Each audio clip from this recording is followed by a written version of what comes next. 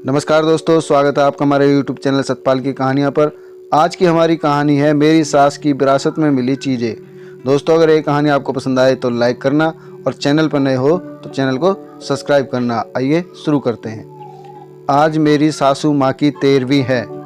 मेहमानों के बीच उदासी ओढ़कर नकली आंसू बहाते हुए बहू सुमन अब उकता गई थी। एक ननद को छोड़कर बाकी सभी मेहमान जा चुके थे। अब उसे इंतज़ार था सास की विरासत में छोड़ी हुई चीज़ें देखने का। उनकी अलमारी की चाबी की जानकारी केवल ननद रानी को ही थी।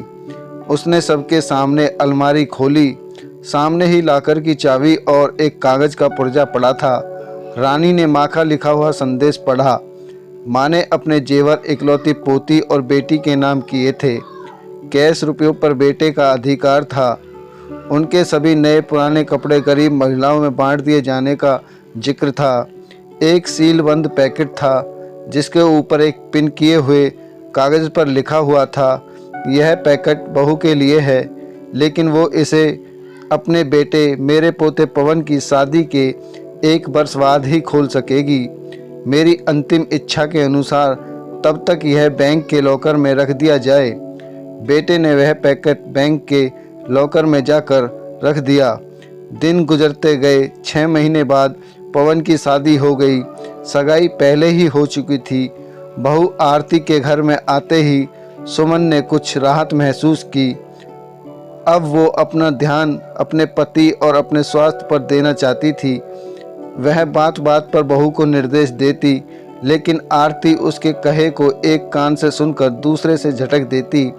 सास की कही हर बात का उल्टा जवाब देती। धीरे धीरे उसने सास को रसोई से बेदखल कर दिया। समय गुजरता रहा और सुमन हालात से समझौता करती गई। अब पुराना संयुक्त परिवारों का जमाना नहीं रहा जब सास बहू पर हावी हुआ करती थी। आज की बहुएं सास को अच्छा होने का मौका ही नहीं देती, बल्कि ऐसा माहौल पैदा कर देती हैं जिससे उसे बुरा साबित किया जा सके, और मौका मिलते ही पति को लेकर उड़ जाती हैं। गई सदी के इतिहास के वे पन्ने जब सास बहू पर हावी हुआ करती थी, आज की बहुओं ने फाड़ कर फेंक ही दिए हैं। सास कितनी भी पढ़ी लिखी और समझदार हो, लेकिन बहू स्वतंत्र ही रहना चाहती है और इसके लिए जाल बुनती ही रहती है, और सास के नाम ही परिवार की सूची से मिटा देना चाहती है। उसने भी तो यही किया था ना अपनी सास शीला के साथ।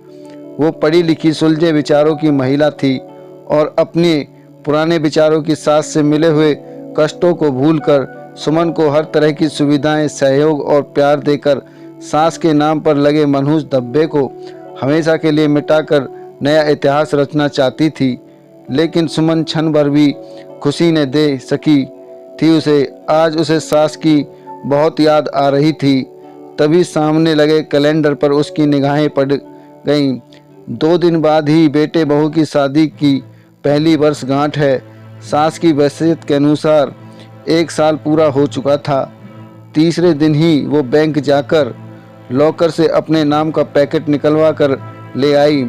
मन में उथल पुथल मची हुई थी कि आखिर उसे सास ने क्या दिया होगा।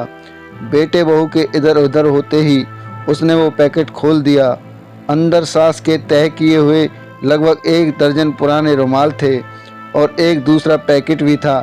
देखकर अचानक उसकी आंख एक सवाल लिए सिकुड़ गई। साथ ही पिन किए हुए कागज़ पर लिखे शब्द पढ़ने लगी। बहू, ये वे रुमाल हैं जिनसे मैं बेटे के विवाह होने के 1 साल बाद से मृत्यु पर्यंत तक आंसू पोंछती रही। पढ़कर उसकी आंखों से एवरल आंसू बहने लगे। रोते रोते उसने दूसरा पैकेट खोला। उसमें उतने ही बिल्कुल नए रुमाल थे और वैसा ही कागज़ का टुकड़ा पिन किया हुआ था। उसे कहीं सास की आवाज़ सुनाई दी, बहू रो रही हो ना, ये रुमाल तुम्हें अपनी अंतिम सांस तक आंसू पोंछने के काम आएंगे। और उसने एक रुमाल उठाकर अपने आंसू पोंछ लिए। इस कहानी से हमें यह शिक्षा मिलती है कि जैसा आप दूसरों के साथ करोगे वैसा ही भविष्य में आपको भुगतना पड़ सकता है। इसलिए अपने बड़े बुजुर्गों की सेवा करिए ताकि भविष्य में तुम्हारी आने वाली पीढ़ी तुम्हारी देखभाल कर सकें। दोस्तों, ये कहानी आपको कैसी लगी कमेंट में ज़रूर बताएं। कहानी पसंद आई हो तो लाइक करें, शेयर करें। अगर आप हमारे चैनल पर नए हो तो हमारे चैनल को अभी सब्सक्राइब करें, साथ ही बेल आइकन को ऑल पर प्रेस कर दें ताकि हमारी हर नोटिफिकेशन आप तक पहुंचती रहे।